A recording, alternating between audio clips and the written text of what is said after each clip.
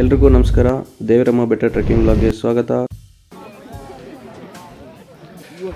Half way ಅತಿ ಇಳಿಯುತ್ತಿರುವವರ ಕೆಲವೊಬ್ಬರು reaction ನೀವು ನೋಡ್ಬೋದು.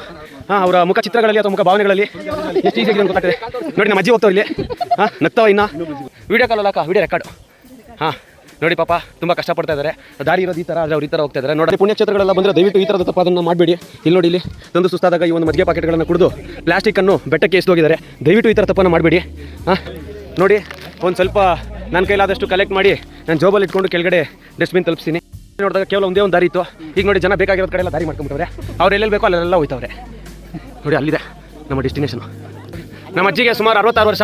ಡೈಲಿ ಈ ಬೆಟ್ಟವನ್ನು 3 ಸಲ ಹತ್ತಿಳಿತಾರೆ ವಾಕಿಂಗ್ ಅಂತ ಅಂದ್ಬಿಟ್ಟು. ತುಂಬ ಗಟ್ಟಿಯಾಗಿದ್ದಾರೆ. ಕರ್ನಾಟಕದ ಅತ್ಯುನ್ನತ ಪ್ರಶಸ್ತಿ ಕೂಡ ಕೊಟ್ಟಿದ್ದಾರೆ.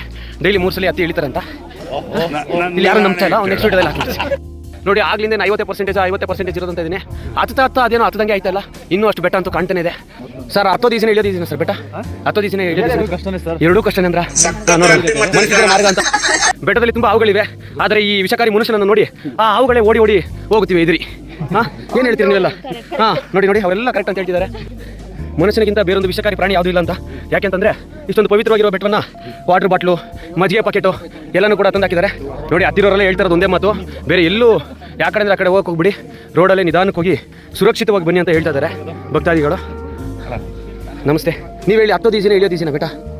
ಹತ್ತೋದೇ ಈಸಿ. ನೋಡಿ, ಎಲ್ಲರೂ ಹತ್ತೋದು ಕಷ್ಟ ಅನ್ಕೋತಾರೆ, ಆದರೆ ಹತ್ತದವ್ರು ಹೇಳ್ತಾರಂಥ ಮಾತು ಹತ್ತೋದೇ ಬಲು ಕಷ್ಟ. ನೋಡಿ, ಅಲ್ಲಿ ಕೆಳಗಡೆ ನಾವು ಶುರು ಮಾಡಿದಂಥ ದೇವಸ್ಥಾನ ಕಾಣ್ತಾ ಇದೆ.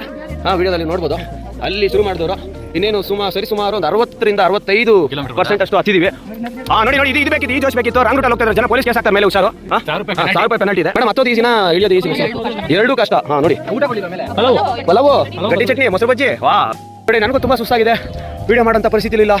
ಆದರೆ ಅಲ್ಲಿ ಮೇಲೆ ಕಾಣ್ತಿದೆಯಲ್ಲ ಭಾಗವತ, ಅದನ್ನು ನೋಡಲು ಹೋಗ್ತಾ ಇದ್ದೇವೆ. ಅಲ್ಲಿ ನಿಮಗೆ 3 ಕಾಣ್ತಿದೆ. ಮೊದಲನೇದೊಂದು, ಎರಡನೇದು ಮತ್ತು ಕೊನೆಯದು. ಅಲ್ಲಿಗೆ ಹೋಗ್ಬೇಕು ಅಂದ್ಕೊಂಡಿದ್ದೀವಿ. ಸುಮಾರು ಒಂದು 70ರಿಂದ 75% ಅಷ್ಟು ಟ್ರೆಕ್ ಮುಗಿದಿದೆ ಅಂತ. ಇನ್ನೊಂದು ದಿವಸ ಬರಿಗಾಲಲ್ಲಿ ಹತ್ತಾ ಇರೋದು. ಇದೆಲ್ಲ ಕೂಡ ನೀವು ಅಬ್ಸರ್ವ್ ಮಾಡ್ಬೋದು.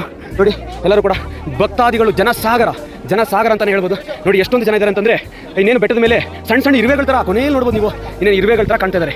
ಅಷ್ಟೊಂದು ಸಣ್ಣದಾಗಿ ಕಾಣ್ತಿದ್ದಾರೆ ಅಂತಂದರೆ ಇನ್ನು ಎಷ್ಟು ದೂರದಲ್ಲಿದ್ದಾರೆ ನೀವು ನಿಮ್ಮ ಊಹೆಗೆ ಬಿಟ್ಟಿದ್ದು. ಒಂದು ನೋಡಿ, ಎಷ್ಟು ಜನ ಇದ್ದಾರೆ ನೋಡಿ, ಎಷ್ಟು ಜನ ನೋಡಿ. ಭಕ್ತಾದಿಗಳು ಹೇಳ್ತಾರಂಥದ್ದು ದರ್ಶನಕ್ಕೆ 3 ಗಂಟೆಗಳ ಕಾಲಾವಕಾಶ ಬೇಕು ಅಂತ ಹೇಳ್ತಾರೆ. ನೋಡೋಣ.